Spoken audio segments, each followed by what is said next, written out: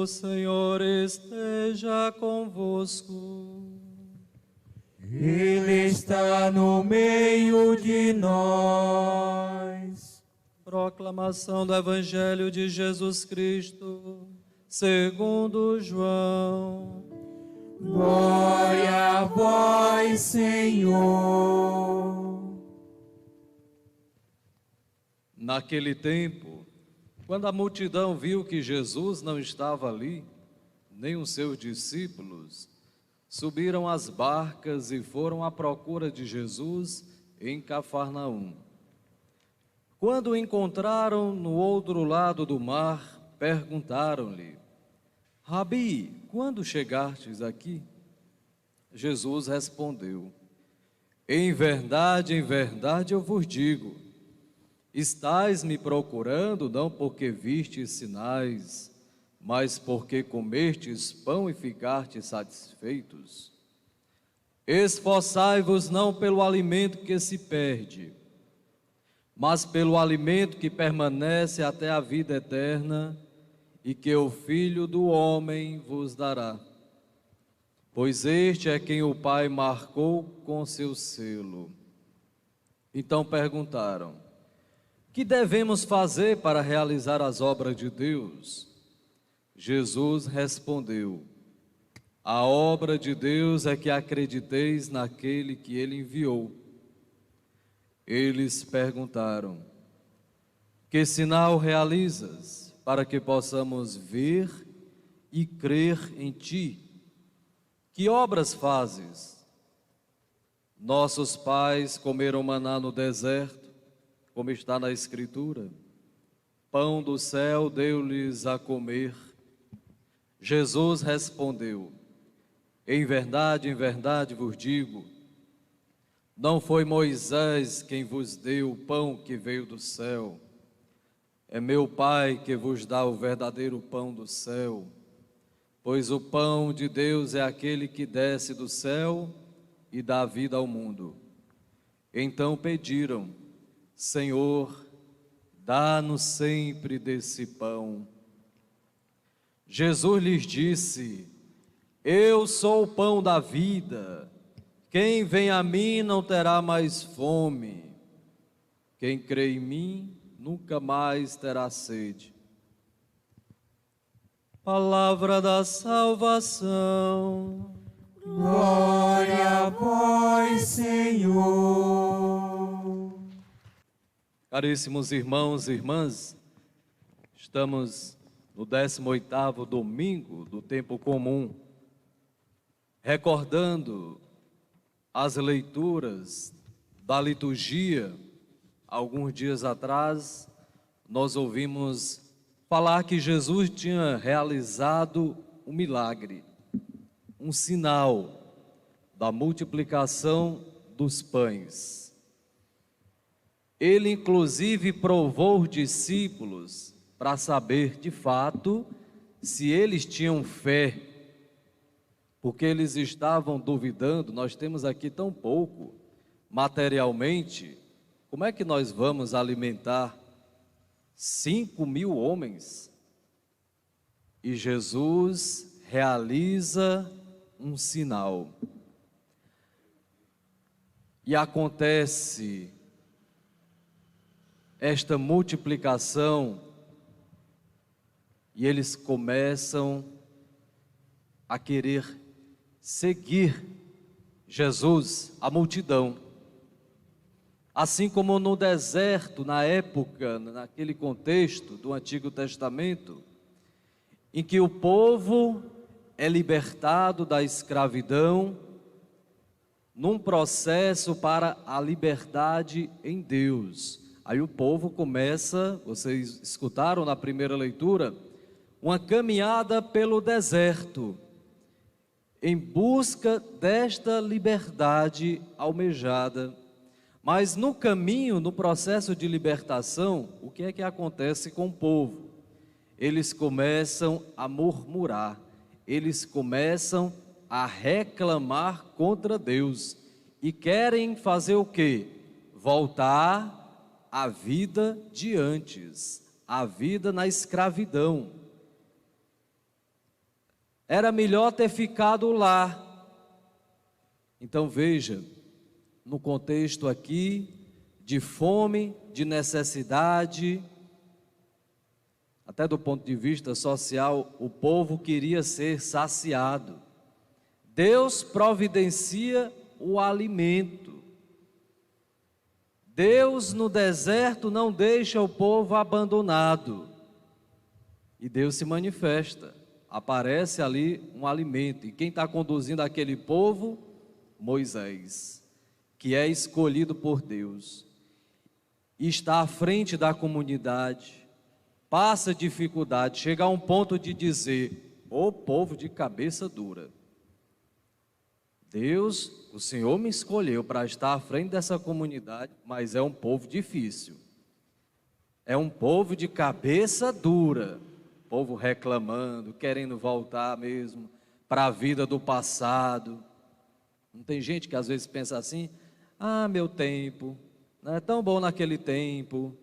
Ah, se eu pudesse voltar. Tem gente que ainda quer voltar, né? Então, o povo estava fazendo uma experiência com Deus no deserto. Deus que não abandona o seu povo. E vem o maná. O que tem escrito aí é a palavra, né? Que é isto. Aí é uma tradução lá do hebraico, que significa manu, maná. Esse pão do céu, na verdade, é um pão que se estraga, que não é eterno. O que é isto? Aí vai apontar lá para Jesus no Novo Testamento. Isto é o meu corpo para a vida do mundo. É Jesus, o pão do céu. É Ele que nos dá a verdadeira vida, não a vida bios, no sentido biológico deste mundo, efêmero, fugaz, que muitas vezes nós almejamos e queremos sem Deus. É o que está acontecendo hoje. O mundo se afastando de Deus, querendo sobressair sobre as pessoas, querendo um lugar de destaque, fazendo todo esforço para alcançar um sucesso, um êxito, e quando não consegue, fica frustrado, decepcionado, aí vem as doenças, vem a ansiedade, vem a depressão, vem o desejo de morte, um vazio existencial, uma fome de Deus, buscando uma felicidade que não está aqui. Aí procura, muitas vezes, se agarrando às coisas deste mundo, os valores materiais, e vão perdendo, às vezes, o sentido. Olha o que a pandemia trouxe para muitos de nós: problemas existenciais. Então, o mundo continua passando fome, não é só de alimento material, mas é de algo lá do fundo do coração. É uma fome de Deus, existencialmente falando, porque não é que Deus condena. Veja que o povo no deserto, passando por momentos de tribulações, Deus não abandonou, providenciou. O grande problema é que muitas vezes nós estamos fechados para Deus. Nós não nos esforçamos para buscar em Deus o sentido da nossa vida. Olha a palavra de Jesus: esforçai-vos não pelo pão que se estraga, mas pelo pão que dura para a vida eterna. Vamos lembrar da samaritana que teve um encontro com Jesus. O que foi que ela disse para ele quando escutou que existe uma água que jorra para a vida eterna, que ela não precisava mais ir ali mendigar? Porque existe muitas pessoas que querem buscar nas coisas deste mundo, querem buscar compensações. Existe um vazio, Aí a pessoa quer preencher ou no sexo, ou na droga, ou nos vícios, ou em querer que os outros, mendigando amor, né? Não se sente feliz. Então ela disse: Senhor, dai-me desta água para que eu não venha aqui e tenha aqui todos os dias. E o povo disse o que para Jesus? Dai-me desse pão. É esse pão que nós queremos para saciar a nossa fome, o nosso desejo de felicidade. Nós queremos paz, nós queremos amor, nós queremos liberdade. Muitos estão buscando em caminhos avessos, contrário à vontade de Deus, na libertinagem, nas orgias e tantas outras situações adversas que não condiz com a palavra de Deus. Por isso que sofremos, porque ainda estamos procurando algo que Deus nos deu, que é o pão do céu. Aqui no deserto, falando do maná, é a prefiguração da Eucaristia, o próprio Jesus que se dá a nós como alimento. Aqui não é simplesmente reduzindo a um contexto social, não, porque a palavra indica que o mundo está precisando de Deus. O mundo tem fome da palavra de Deus. A grande questão, olhando para a liturgia de hoje, é que muitos não o acolheram ainda, não se identificaram com Cristo, não querem viver de acordo com a palavra de Deus. Olha as propostas ideológicas que nos são apresentadas hoje, como felicidade. São muito poucas as pessoas que vêm atrás de um padre para uma bênção, para uma oração. Preferem orações, feitiços, participar de seitas ocultas, buscando em outros lugares a solução para os seus problemas existenciais. Não tem fé, de fato, realmente na Eucaristia. Não acreditam, não querem a mudança, não estão preocupados com os valores do céu. Existe até agora, eu nem tinha ouvido falar, eu comecei até a pesquisar depois, umas terapias aí para o matrimônio, de uma tal constelação familiar, em que usa bonecos, e atrai, aqui dali atrai demônios, feitiços para a vida familiar. E as consequências aparecem depois. Então, não é só mais espiritismo, maçonaria, tem outros fenômenos aí no nosso meio, tentando roubar a nossa fé de Jesus na Eucaristia. Quantos que não adoram mais? Quantos que não comungam mais? Preferem a reza de uma pessoa acolá, que lê mão, que faz ali um trabalho, e às vezes usando de magia branca, mas a pessoa não está nem se importando, interessado com isso. Não, padre, não tem nada a ver não, lá tem a imagem de Nossa Senhora, lá tem São Francisco. Vai colocar uma imagem da cara de um boi? Ah, você corria era cedo, não ficava. Quem é que vai ficar chegando lá, se deparando com a cara, por exemplo, de um jumento, com chifre? Não vai. Ora, vê Nossa Senhora, não, padre, é de Deus, né? Tem lá a imagem de São Francisco, eles falam de caridade, né? Então, padre, tem umas coisas interessantes. Pois é, aí depois vem os problemas espirituais e o demônio age por aí.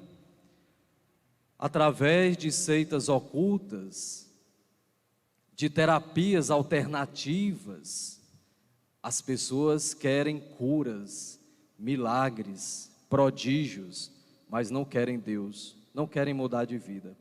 Preferem viver muitas vezes numa situação de pecado. Aí aparecem as doenças espirituais, filáusia e tantas outras doenças espirituais que muitas vezes traz consequência para o físico. O físico. Então, veja, Jesus disse: olha, vocês não estão vindo aqui, não é por causa de mim, é pelo a multiplicação dos pães que eu fiz. Vejam, que eles perguntaram: Senhor, quando chegaste aqui, que hora foi? Né? Uma cara de pau para não dizer que queriam pão, que queriam o alimento. E assim são muitos de nós, queremos, repito, curas, libertações, mas muitos não querem mudar de vida. A gente vai olhar muitas vezes a vida, uma vida desmantelada, no pecado mortal, e Jesus está apontando para o sinal que é Ele, é aderir à sua pessoa, é se identificar com Ele, com Jesus, para mudar de vida, uma mudança interior. Não adiantaria nem realizarmos, buscarmos fazer muitas coisas para Deus. Talvez nem agrade a Deus fazer isso, fazer aquilo, até porque quem muito abraça, pouco aperta. Às vezes acha que está agradando a Deus, fazendo muita coisa na igreja. Jesus nos pede que o nosso coração, que a gente possa crer, e crer é aderir à sua pessoa, é entrar em comunhão com Ele. O que é que acontece com o pão material, o alimento, as nossas refeições do dia a dia, que a gente consome, desaparece no nosso corpo e produz o quê? Energia. Jesus espera, Ele quer também, de certa forma, desaparecer em nós através da Eucaristia, para que a gente produza esse fruto, que a gente seja como Jesus, que a gente possa amar, perdoar, que a gente possa também partilhar o material, porque vocês sabem que poucas pessoas têm muita riqueza e muitos não têm praticamente nada, muita coisa, a divisão. Claro que se uns se preocupassem mais com os outros, é óbvio que o mundo seria diferente. Mas existe aqui um problema, não só social, mas existencial. Fome de Deus, fome da palavra de Deus. Por isso que Paulo vai advertir aos cristãos: vocês que acolheram Deus, que foram batizados, que estão na igreja, que se engajaram em algum grupo, que pertencem a Cristo, evitem as propostas deste mundo, não sejam como pagãos. Tem cristão que age como pagão, e eu falei alguns exemplos agora há pouco, seguindo seitas, estando na igreja, acreditando em horóscopos, entende? Vivendo uma situação de pecado. Olha, Paulo nos advertindo: se revistam do homem novo, despojem-se do homem velho, que é despojar, deixar as velhas manias, deixar os maus costumes, para assumir verdadeiramente a Deus. Você não é mais como aquela... Eu, Padre Arivaldo, não sou mais aquele jovem que era envolvido em gangue, que virava às noites. Eu não posso voltar mais, porque eu encontrei Cristo, mas eu tenho que lutar a cada dia, senão eu caio. Paulo disse: quem está de pé, cuide para não cair. Por isso que a gente tem que lutar a cada dia por o pão que não se estraga, que é Jesus. Por isso que eu tenho que acordar cedo para rezar.